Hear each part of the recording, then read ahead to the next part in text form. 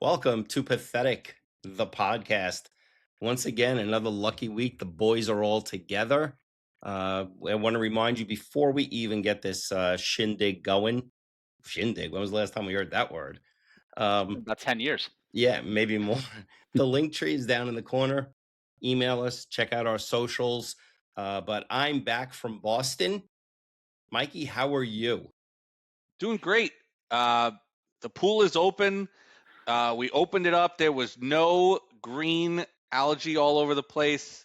We Wow. just got to vacuum it up a little bit, throw a little shock in there, and we'll be swimming by the draft. I think we'll be in the pool, and I'll be watching the draft in the pool if That's it's warm crazy. enough. So, Jeff, how we doing? Doing great. Simultaneously doing the show while watching the Yankee game and watching Cam Schlittler have yet another great outing. He's the ace of his team, in my opinion. So we got some Yes. problems with the Yankees and the Mets, and we'll definitely get to that. But Yeah, we're going to get to that yeah, for sure. when Schlittler's on the mound, I feel good. So far, so good. Today, at least.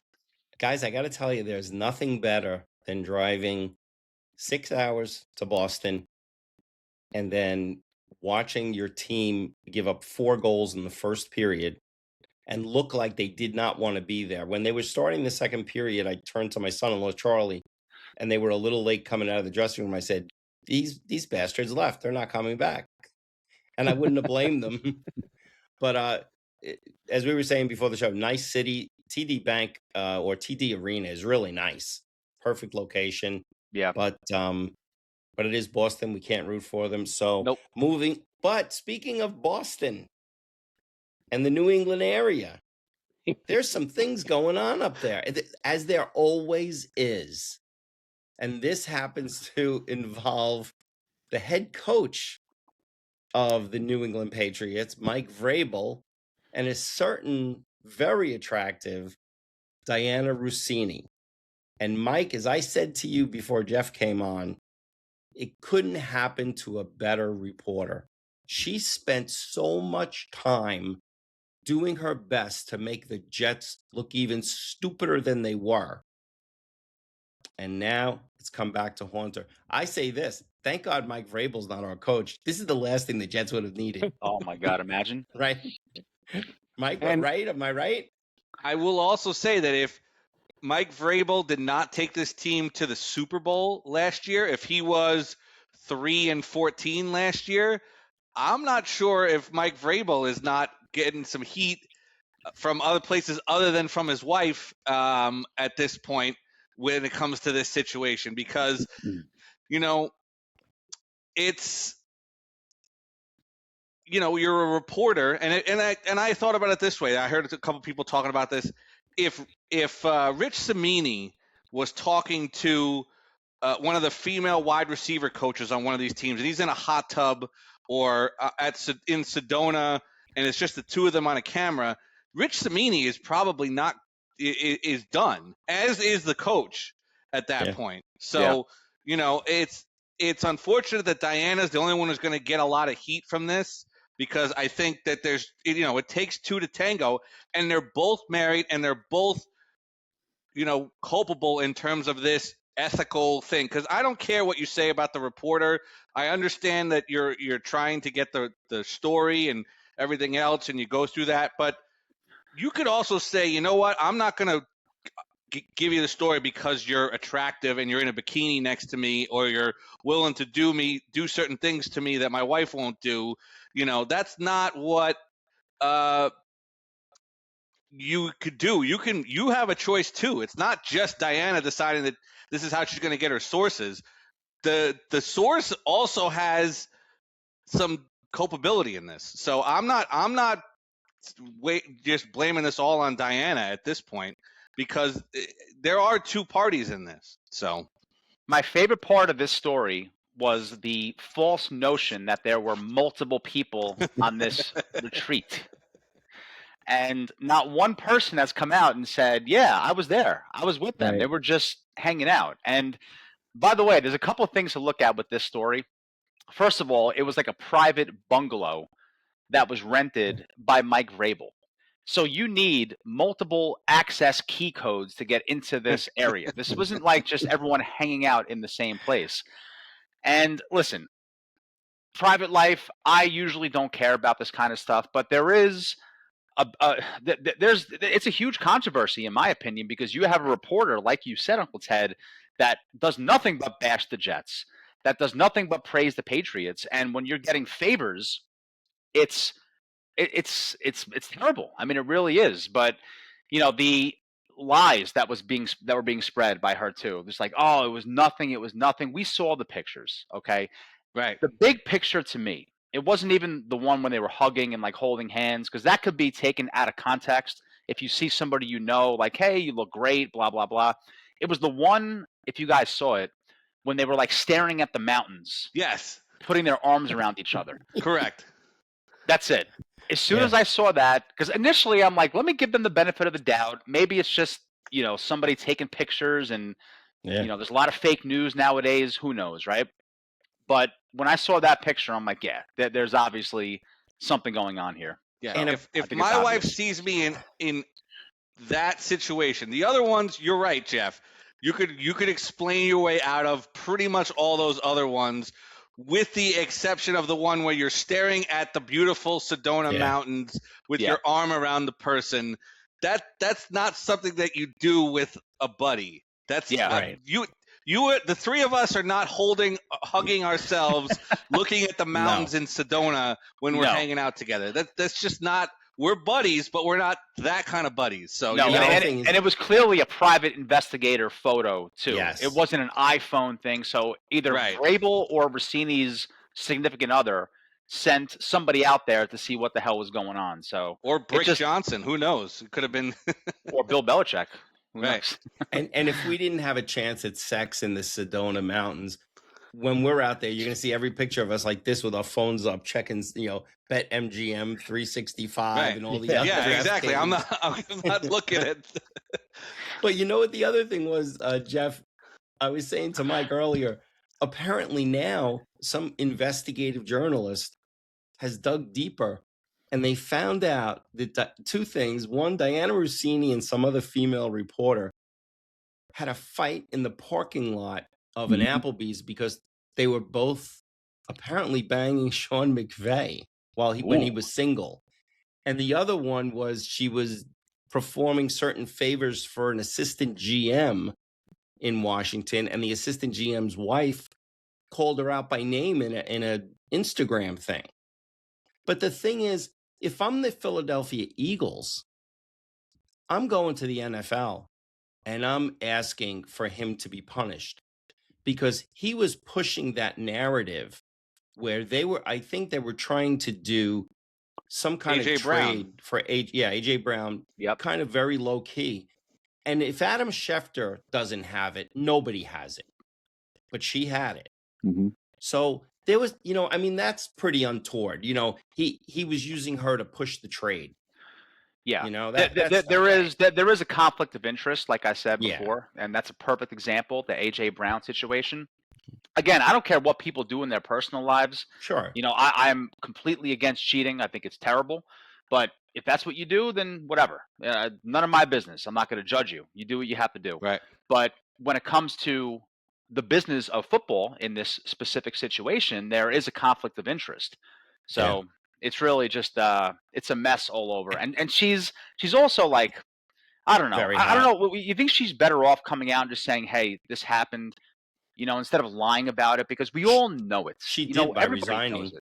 She pretty much did, right? Yeah, I guess resigning pretty much is that's it. That's admission by itself. That's true. What's funny too is all those appearances on different podcasts didn't help her. Now that we look back, she's talking about her husband. If my husband was good looking, I would have put up more pictures. Right. If he was a winner, or, if he wasn't average or something. Right. Exactly. That would have been it for me. Like if listen, that would have been goodbye. If I'm the husband, I'm like, that's it. If you're gonna put me out like that in public, that's how you think of me. That's pretty rough. This is over. So and I think he makes he makes a lot of money, I believe. I'm pretty sure he's like, he might be in finance or something. I forget what he does, but he's not a he's not a he's not a slouch. No. He's making more money than her now, that's for sure. Yeah. Whatever she'll get a job though, that's the thing. Like someone's gonna hire her because it'll be a huge story and bring attention to whatever platform she goes on. I could see Barstool getting involved in this for some reason. That's what everybody was saying. Yeah. Yeah, I could see I that don't know happening. though. He Dave Portnoy kind of really he kind of bashed her a little bit. I don't know if he would, but apparently she's a hero. She saved an old man and his dog from a car accident today. So maybe she could become a firefighter or something. Oh, That would be, if she plays golf, she's very hot. She could be like a Paige Sporanic kind of thing.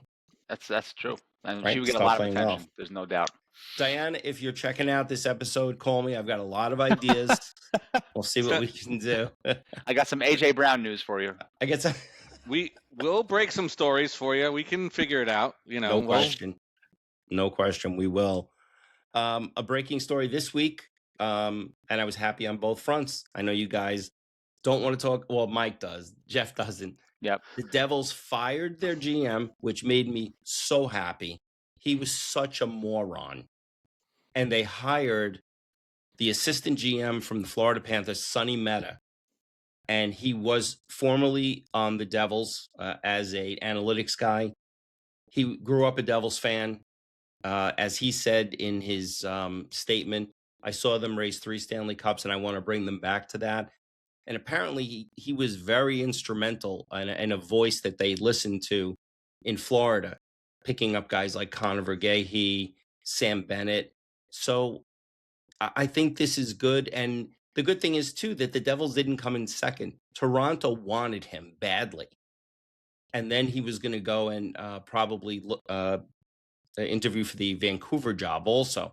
I was just glad I'm glad the Rangers didn't fire Drury, because I didn't need another hat in the ring. But apparently this guy really wanted the Devils job because of him being a fan when he was growing up and wanting to come back home. So welcome, Sonny Mehta. Very happy. Mike, what do you think about this? I mean, I don't know much about him. I mean, if you get a guy from a good organization, it generally is going to turn out well for you. All I'll say about this hockey season is I'm glad it's over. Yes. This was an unmitigated disaster for all 3 New York teams. 2 of them are getting new regimes getting into it. The Rangers are keeping theirs, but I like the way they played down the stretch. Once they got eliminated and, the body's dead and, they actually were able to bring up some of the young kids. I liked what I saw from a lot of these kids. So we'll see what Drury can do, but I saw the stat package between JT Miller and Chris Kreider this year, and Chris Kreider had arguably better numbers than JT Miller did. And I love Chris Kreider, and I'm rooting for him. I'm going to be quacking my way all the way through this postseason because the Ducks are my team right now in terms of the rest of the playoffs. So Sabres. I'm rooting for the Sabres. That's a good. That's a good story too. I want somebody who I don't want to see the same team. So luckily the Panthers didn't make the playoffs again, so we don't have to deal with them. And some of those West Coast teams where they're not real hockey markets, like Vegas and Utah and all these other players. No, I want to see like the real hockey towns, do well. So. Yep. Yeah, and obviously I'm not a hockey guy, and I don't know much about the new Devils hire, but Uncle Ted, if you mentioned he's a Jersey kid, right? He was born here, raised here. There's something to that. Yeah. When somebody comes home and is in charge of the team that I'm sure he rooted for growing up, there is now that doesn't mean he'll be good. We'll see. He comes from a good organization, so you have to have positive, hopes. But the fact that he was born here, raised here, there's going to be an incentive to do a good job. I'm actually a believer in that. I also saw, I think it was yesterday or the day before, this is the first time there hasn't been a hockey team in the tri-state area that made the playoffs. Not one, right? This is the first all time 3 teams have been around. That's the first time that all 3 teams first time they missed haven't the been in the playoffs. That's crazy. Since hockey's been, that's really unbelievable. The Islanders really choked it off. Yeah, they did. That was the one that was the best shot, and they completely fell apart down the stretch because they were in playoff position for most of the year. Yep. And then they go ahead and they just completely fell apart, and they got to fire Patrick Waugh. So Yeah. I'll tell you, I mentioned this at the game in Boston. The guy next to me, when it was 4-0, he turns to me and he says, I got to give it to you. He says, you drove all the way up here and you're hanging in there and your team's getting smoked. And I said to him, well, honestly, yeah, we had a bad year. We only have 2 less wins than you. Yeah. You won more of those overtime wins, which to me, they should change the point system. It should be 3 points for a win, 1 point for an overtime win, just to break it up a little. But I also said to him, watching that crowd in Boston and looking at it, hockey crowds, whoever you root for, I have the most respect for a hockey fan because, I mean, there's so many sports that, oh, this team sucks, this is that. But hockey fans, we are so damn passionate about our team. And It's loyal. like, remember there used to be a commercial for, it was for hockey, but for something, maybe it was Enterprise Rent-A-Car. Guy goes to pick up his date and he's got a Kings jersey on and she's got a San Jose Sharks jersey on, and they look at each other and they just turn and walk the other way. Same thing. There was a guy with a Boston and a girl with a Rangers, and they did it. And that's pretty accurate. Mm-hmm. The hockey fans are really serious about their allegiances. Well, you know what it is too? It's not a Hollywood sport, right? Like the NFL is a very Hollywood sport. So even if you're not an NFL fan, you're probably watching football on Sunday, right? Even if you can't name one player, you're certainly watching the Super Bowl. Even baseball to a degree, particularly the Yankees. I mean, you have people that are wearing Yankee jerseys and Yankee hats that, can't name 5 players on the current roster. Yeah. Hockey, if you're going to those games and you're an actual true hockey fan, you are as loyal as can be. And I would imagine, and I never hear about bad things happening at hockey games, like, fights. I'm sure there's some fights every now and then. I'm not saying it doesn't happen, but you hear all the time at football games and baseball games, brawls breaking out. I feel like there's a certain respect that hockey fans have with each other.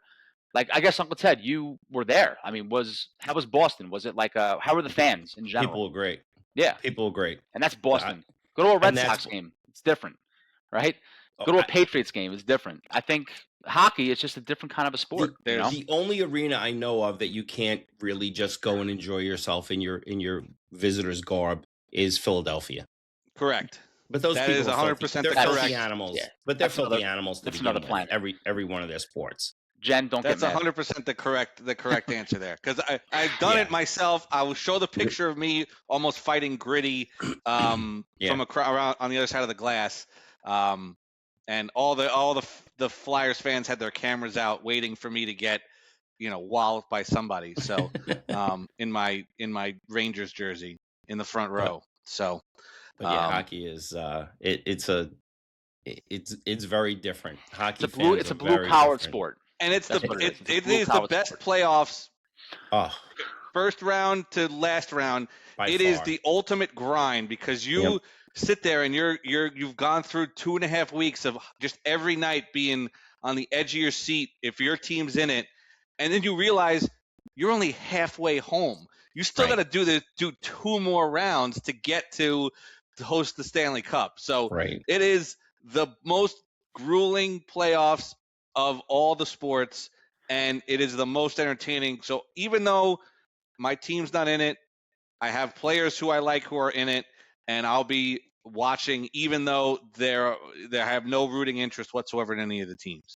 But that's what makes, if you think back, when the Islanders won those 4 cups in a row, I don't know if anybody can ever do that again. There were less teams in the league, but you still had to win those playoff games. And it was, and they were in the Stanley Cup Finals looking for the 5th. As an Islander fan at the time, growing up, I was growing up an Islander fan a lot, and the slogan was "One for the thumb," and then we lost to Edmonton, but that was hockey to me, and watching a hockey game in person is absolutely great. It's the best. It's amazing. It's the best sport to watch in person. There's no doubt about it. Yeah. No matter where you're sitting.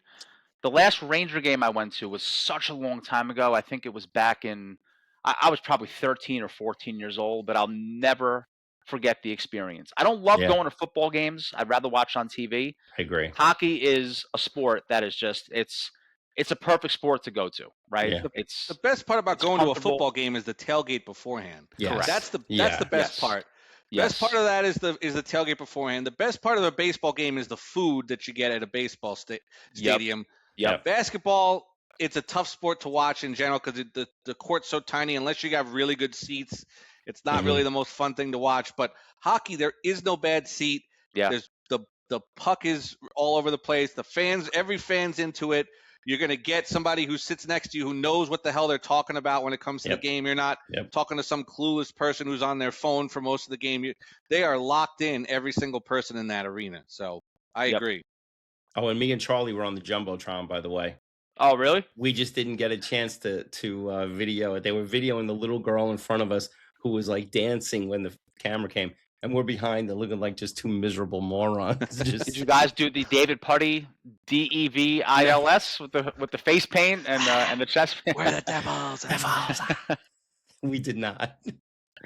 We did not do that. Probably not a good atmosphere to do that in, I would imagine. No. That might cause a fight if you do that. That's called antagonizing. Correct. Yes. Yeah, yes. No. But Mike, you mentioned about the basketball court being small, so let's segue right into that. You guys are Knicks fans. I know that. You're big Knicks fans. Yeah, I'm parachuting right in. I'm not I'm not really a big basketball fan. I do hate the Knicks, which is, that's just the way. I just hate them. I get it. But what do you guys think about that? I think Atlanta's going to give them everything. They're playing Atlanta, right, in the first round? Correct. They're playing Atlanta in the first round. I think Atlanta's going to give them everything they have. I think Atlanta's going to make it tough on them. I don't think it's going to be easy. Listen, again, this is a classic parachute in for me. There's no doubt about it. But, I follow what's going on. I see what's happening. The Knicks had 53 wins. That's the most that the franchise has had since 2013. I guess the question is it fair to have the expectations set to where they are right now, which is get to the finals or bust, right? 100% it is. I think it is too, because you know why? You made a coaching change last year from a guy that was whatever it was, a couple of games away from actually getting there. You got rid of him to hire Mike Brown to get you there and ultimately win. Now, to beat the Thunder is not going to be, if it's going to be the Thunder, which it probably will, that's not going to be an easy feat. But I think, listen, based on what I'm seeing, this is going to run, it's going to be reliant on how Karl Anthony Towns plays. Right? How is the Brunson Karl Anthony Towns duo going to do against these teams? And he's very hit or miss. He really is. You don't really know what you're going to get from him. He's underrated in my opinion. I think he takes way too much heat. I think he was leading the league in double doubles this year, whatever the hell it's called. That's how you know I'm not a basketball fan. But but he's a good player. He really is. And I know he gets heat from being soft, and I guess you could see that sometimes. But look, the expectations for the Knicks, it's kind of crazy to see that, right? It's almost like New York Yankee level right now, to where making the playoffs isn't enough anymore. Now you have to get to the championship, get to the finals, and win it. So the expectations are high, and listen, I think that's a good thing. I think it's good for the team. I think it's good for their confidence. So we'll see what happens. I'm excited for this round, for this series, because I'm hoping it's going to be a very easy round. Luckily, Trae Young is not on the Atlanta Hawks anymore, so I am ecstatic about that, because he was a pain in their rump for all the time that he was on that team. And I bet you they'll still say F Trae Young in the Garden, even though he hasn't played for them since he got traded halfway through the season. So, but you want to get through this round as quickly as possible, because that's when the real playoffs are going to start. When you get to that next round, and you're going to have to play Boston, and then you're going to have to play either Detroit or Cleveland or one of those teams in there in terms of getting to the finals.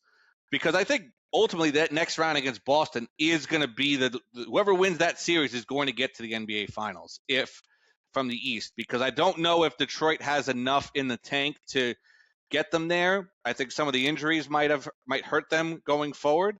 But that Boston, New York round you just don't want to get too ahead of yourself and not take Atlanta seriously, because I think that could really make this series a lot tougher than you want, and you're going to spend a lot of energy in that first round that you're going to need when you're playing Boston and when you're playing Detroit and when you're playing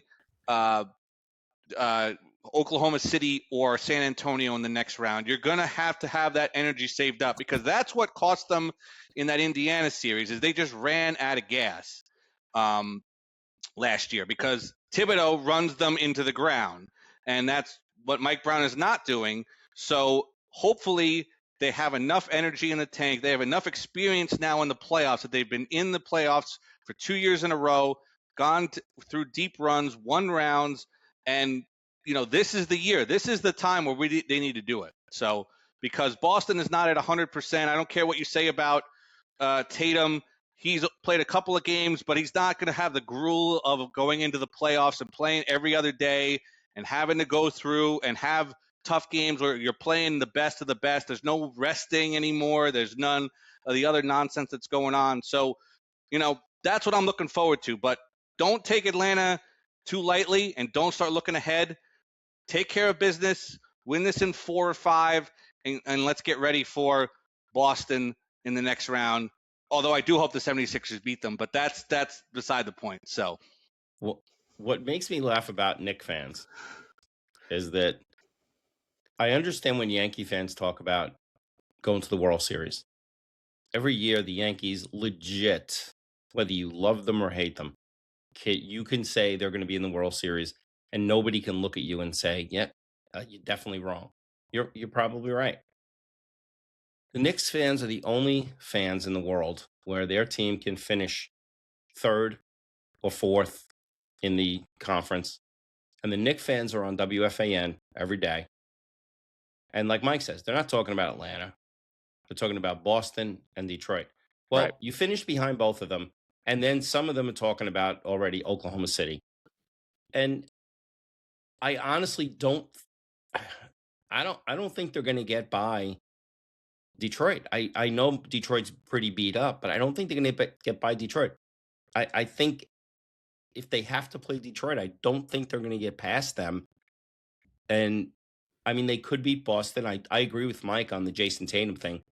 Coming back from the injury, now you're going to play every other night.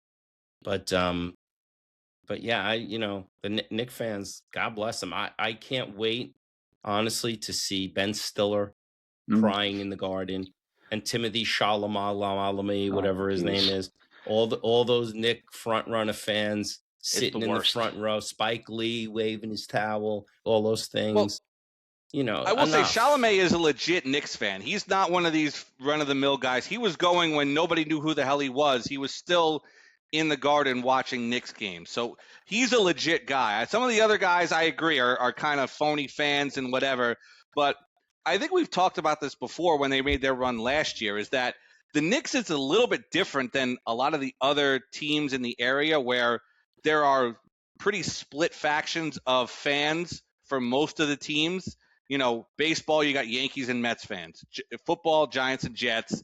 Hockey, you're split based on where you live. Most of the people are, around New York City are Rangers fans. Long Island is Islanders. Jersey is Devils.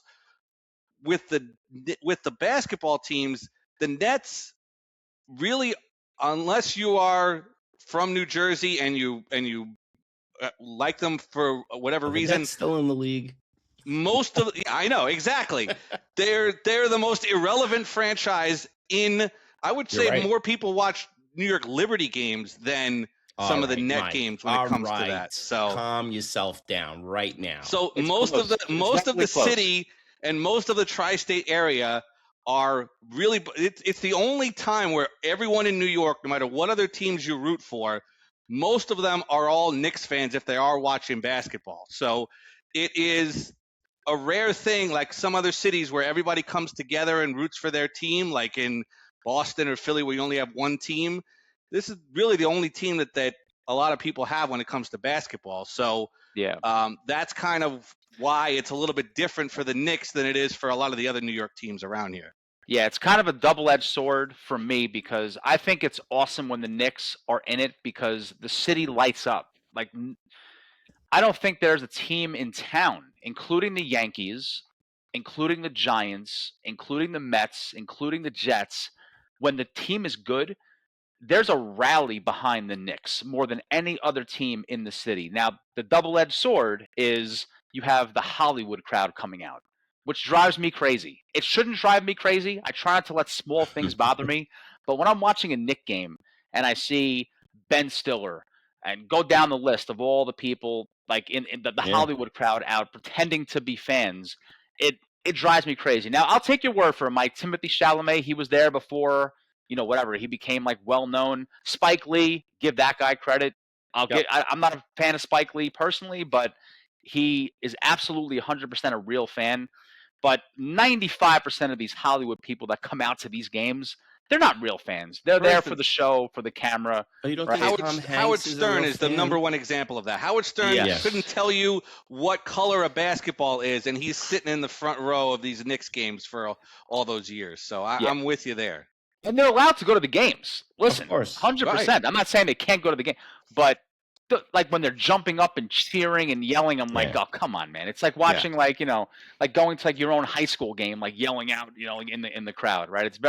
It's cringe to me. It's always been cringe. Mike, so the Nets actually, their attendance, they sold 99%. They were up in their capacity. So 99% for a team that won 19 games. So they do have their fan base in Brooklyn. Yes, a lot of people outside that go to the game. So let's say there's 17,564 people there. There's another 17 watching it on, Yes, or whatever they watch it on. And a lot of that, they're going there to be seen. That they're Brooklyn. They're cool. They want to go to the Barclays Center and hang out there and all that. It is a great place to watch a game. I will say that they did a really good job. They built it just for basketball, so they do a really good job in terms of all the seats are pointed right at the court, so you actually get a really good view from there. But nice. They got to put a better product on the court. I mean, it's terrible. It's really bad. Yeah, it is really bad. But speaking of really bad, let's talk about the Mets and the Yankees. Let's do the lesser of the bad first, the Yankees, since you guys outnumber me 2-1. And I mean, listen, we all know the Yankees are going to be okay, but man, it's got to be annoying the crap out of you so far. Well, you started 7-1. Since you're 7-1, what are you like 3-9 since then? Yeah, it's been a lot of losing, but also some really good wins too mixed in. I feel good. I really do. The one thing that we really need right now is bullpen help. The bullpen has a 4.13 ERA, which is 17th in the league. And that's average, but that's not good enough for a team that has their eyes set on the World Series. Right now, the good news is the reinforcements are coming. Right when Rodon comes back, when Garrett Cole comes back, you can maybe put Weathers or Heel in the bullpen and add that. I'm sure Cashman's going to make some moves at the trade deadline, but that's really the one negative I have, honestly. I know the offense has been kind of hit or miss, but I have no doubt that they're going to be fine when it's all said and done. The bullpen is definitely a concern. But the positive for me over the past week is Judge is heating up. And he started out not terrible. He was like 218 or something, had a few home runs. But all of a sudden now he's leading the league in home runs just after this week, right? After that ping pong match between Trout and him, which was, by the way, phenomenal to watch if you watch that game. Yeah. The average isn't great. I think he's around like 236, but he'll hover around 275, 300 when it's all said and done. But my guy, Mike, right now, and I know you're going to agree with this, Schlittler, obviously, but Ben Rice, that's my guy. Yep. I'm not a jersey guy, but I think I'm going to buy a Ben Rice jersey. 326 average, third in the league in OPS, and he should be starting every game, by the way. And this was what drives me nuts. Oh, my God. How does he sit? What was it, 2 games ago? Yep. Why is he on the bench? And why are you not pinch hitting for him in tough spots at the end of these games, too? Correct. Why? There is no reason for a young guy like, what is he, 26 or whatever he is, 27? Mm-hmm. There is no reason for this guy to be on the bench when he's your hottest hitter. And then you put him in, whatever it was, in the 6th inning or 7th inning, and he gets 2 at-bats, right? But Ben Rice has been phenomenal. Stanton, how about Giancarlo Stanton? Yep. All of a sudden, man, right? If he's healthy, this guy, we forget how good he is because he gets Yep. hurt all the time. But look, overall with the Yankees in general, I like Boone, but I do fear his binder-happy approach. Everything is about the binder and the analytics, and there's zero feel to the game. The bullpen is definitely a concern, but, not to sound like a pompous ass, but the Yankees are going to be there in October. We know it, right? This is just the formality. They're going to be there. Once we get there, it's a new conversation. But overall, I do feel good, even though there's been some struggles recently. How you feeling, Mike?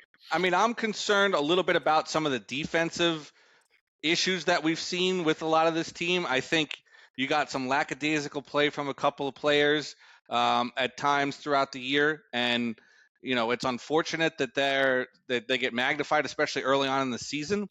But I'm with you. The bullpen is certainly a problem, especially late innings. I think that's going to be something where you're going to have to figure something out there, because that's what's going to come down to in the playoffs. Is you're either going to hope that these guys can pitch 7, 8, 9 innings, in the playoffs, or you're going to have to find somebody who can get those big outs at the end of the game. So, that's my biggest concern with this team. A lot of those games, honestly, they're playing in New York when it's 35 degrees outside. It's windy. It's miserable. I don't trust any of that stuff when it comes to, those kind of games. You shouldn't be playing baseball in that weather. I'm sorry. You should not be playing baseball in the Northeast until like this week. Agreed. Honestly, because it's just so stupid that you're starting the season in New York. You have enough warm weather cities now where you could play most of these games in the bottom half of the schedule. The first 2 weeks of the season start there, or teams that have domes, and then get to these games here, because it's just not fair to the pitchers that you're out there and it's 30 degrees and the hitters are fouling balls off. It's just not baseball weather. So it's not real baseball. The baseball is supposed to be played when it's warm out until you get to October, and then that's when the pressure starts. It's not supposed to be when it's freezing cold out in mid-January and there's 1,200 people, 12,000 people freezing their asses off in the stadium. It looks terrible. So. And freezing your ass off at a baseball game is different than freezing your ass off at a football game. Oh yeah. Like, that's okay.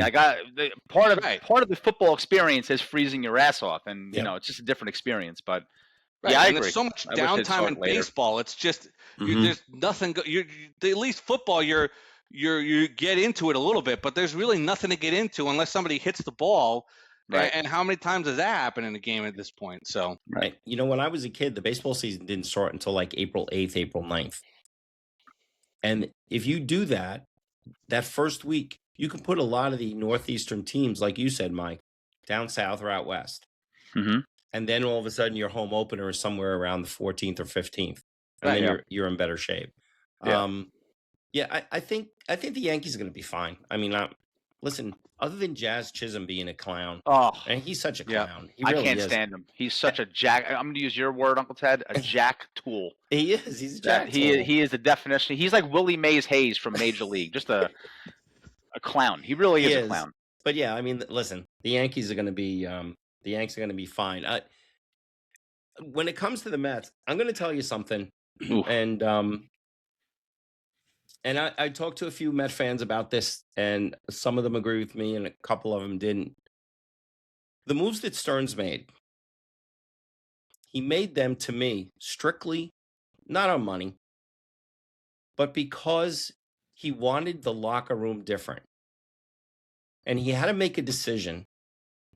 Do I take Lindor or do I take Nimmo and Alonso?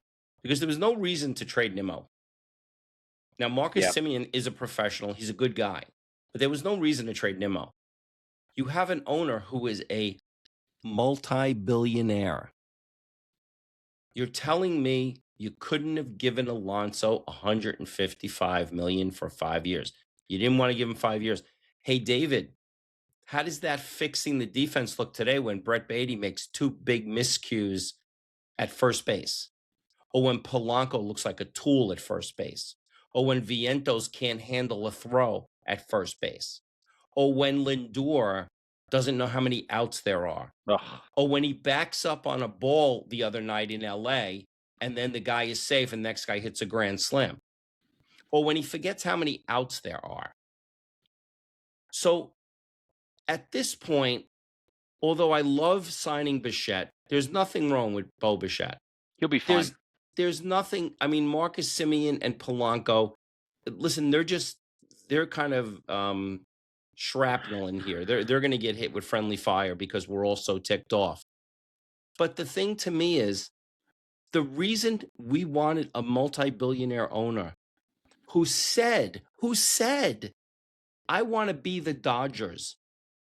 Now, if you want to be the Dodgers, then what you should do is what George Steinbrenner used to do and say, why not keep Pete Alonso? Why not sign this guy or that guy? You know, Kyle Tucker. I don't think Kyle Tucker was worth the money, but nobody's worth the money. Right. This team, they lost again today. This team, I'm going to say it now, on April 17th, they're done. They're done. And you can fire Mendoza if that's what you want to do. It's not his fault. Not his fault It's at all. not his fault. Nope. It's not. It's Stearns' fault. Yep. It's the same reason I said last year when the Yankees were struggling at times. As much as I'm not a Boone fan, it's not his fault. This is the team he was given. Correct. And I'm very ticked off when you look at the fact that, and here's the other thing. This is the thing that gets me. Watch Lindor's body language. Lindor is very annoyed that he is not the focal point of that team, because before Soto got hurt, if you looked at Soto in the dugout, he was high-fiving people, jumping around. Guess who the only one that wasn't getting all excited and jumping around was? Lindor. Yep. When Carson Bench got his first hit, first person he went to was Soto, and Soto's hugging him, and they're talking. Lindor, he's just kind of hanging out in the background. And I think he's a problem right now. I don't think he's a bad guy. No. But I think he's a problem. Yeah. And they made a bad decision. And the only thing I'll ever agree with Michael Kay on, to Stearns, you waited 3 years to sign this guy so he can get out of the Milwaukee thing. And then this is what's going on with him? Come on, man. What are you doing? I think with Lindor, what are you doing? You said it, Uncle Ted. He's not a bad guy. I don't think. I actually think he's a good guy. Yeah. But he's got an ego, you know, and you know, they all have egos. Like, to a degree, as men, we all have egos, right? But sure, you can't show it, especially when you're on a team. And here's the bottom line with the Mets: they're not that good. They're not that good. That's what it comes down to. And the honeymoon for David Stearns is over. This is his handiwork. I want a divorce. Yeah, I mean, I think a lot of Met fans feel the same way. And as of yesterday, you know, they were 29th in the league with runners in scoring position. You know, that sounds familiar under a David Stearns team, for the Mets at least, right? And, you know, it doesn't help that Nimmo is having a good year and McNeil comes in here and he seemed to get a hit every damn time he got to the plate. Every time. Can you imagine, guys, if Alonso was having a good year? Because he's not having a good year. He's not. But if he was, oh, man, there would be planes flying over Citi Field. Fire David Stearns. But look, Lindor, he's the main focal point to me because he's the perennial captain. He's batting 184. He's got the brain farts on the field and on the base paths. And by the way, guys, this notion that we have to dispel, this idea that he's notoriously a slow starter, that's bullshit. That's not true. His average in April is 264 in his career. That's not slow. So this idea that he's notoriously a slow starter is like calling Aaron Judge a slow starter because he had a bad April 2 years ago. He doesn't knock the cover off the ball in April, but let's stop pretending he's a 118 hitter in April every year. That's not true. He's not playing well. And it's not just not playing well. Uncle Teddy, you nailed it. He's not there right now. His head's not in the game for whatever reason. Maybe it's a personal thing. It could be. You never know.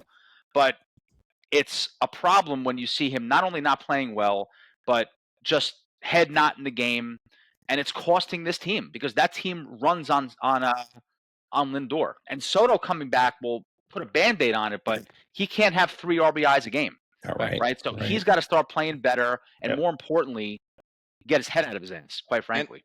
And the problem, too, is the same problem that the Jets have, is that if you get off to a slow start and something doesn't gel the way it's supposed to gel, all of a sudden the Sharks are circling. All the New York media starts going nuts about how this team is a mess and there's conflict in the locker room and there's all this other stuff that's going on. And the Sharks start circling and everybody starts getting all, Joel Sherman starts, putting out articles about how this team is, got internal strife and everything else that's going on. And you got to deal with that on top of trying to fix some of the things that I think structurally are wrong with this team. So I think that's something that they have to deal with. But I think that Juan Soto can be the person who can help get them out of this, because you look at the way he played in San Diego and all these other places, that he can be the guy who can kind of at least give you some sort of, stability and let everything else get kind of worked out from there.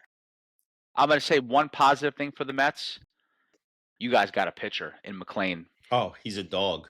Stud. He's a the dog. Movement, if you watch him pitch, this guy's like must-see TV for me. I think like him and Cam Schlittler are going to be fun for the next 10 years. I agree. But McLean, look, I don't know who's going to be better. We'll see. I think they're pretty even right now. Yep. But, man, watching McLean pitch, it's like watching wiffle ball. Yeah. Like, when you throw a wiffle ball and you see the ball move like left, right, center and lands right in the right spot. This guy's movement on his pitches is one of the best I've ever seen. Like Cam Schlittler's more like, a hard throwing guy, just down the middle, very aggressive. The way McLean pitches, that movement, that finesse. I mean, that guy is must see TV right now. I'm a huge fan of that guy. You just don't want to see the Mets waste starts when he's on the mound. It's kind of like what happened. Correct. Exactly. Right. Exactly. That's got to drive you crazy, Uncle Teddy, as a Met fan, watching a good start. It makes me absolutely nuts. Makes me absolutely nuts. Well, the good news is he's a great player. They're 0. I think they're 0-8 since Mr. Met was hugging Mayor Mandami in New York City. Listen, keep Mamdani out of Madison Square Garden during the Knicks series. I hope he shows up in the Garden. The Mamdami I know you do. I know you do.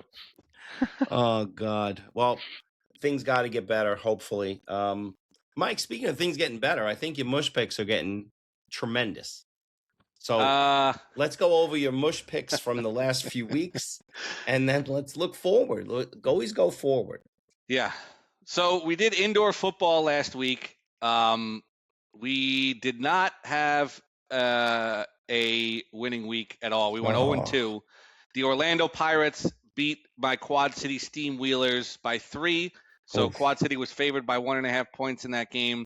And I think the bigger embarrassment is my Arizona Rattlers. Fisher's Freight, wherever the hell they were from, they won 63-42. So they blew them out in that game. So that was unfortunate that was there. So we went 0-2. That's what I get for, going into Fakakta football. I'm done with Fakakta football. I'm going into a brand new sport that I have not done before on this program this week. It is Highlight. Have you guys seen Highlight played at all? It's only played in South Florida. Right. I went down there. My in-laws took me to my first Highlight match. It was so much fun. It is high impact. They whip this ball with this like crooked stick against the wall about 150 miles an hour. And I'm looking it up now. It is so much fun to watch. And they tie the thing around their arm. So it's like attached to their arm almost. Yeah. And they fling it and it goes like 100 and something miles an hour. It's like a bocce ball that they're playing with. Right. It's not like it's a rubber ball or something like that. It's called the pelota, Mike. Yes. The pelota. Yes, but it is so much fun to watch. It is so much fun to bet on. You bet it like horses, so you could do like a trifecta. Who finishes first, second, third? It's all kinds of fun stuff to go. So if you're ever in South Florida and you get a chance to go to a highlight match, I would highly recommend it. That's where I'm going this week when it comes to this. We have the World Highlight League. In South Florida. These games are on Tuesday the 21st. I'm going to take Beatrix and Benny against Euratia and Aikida. So they don't have specific teams. They have just guys' names that you bet on for this thing. So Beatrix and Benny, I'm going to take them in the match against Euratia and Aikida.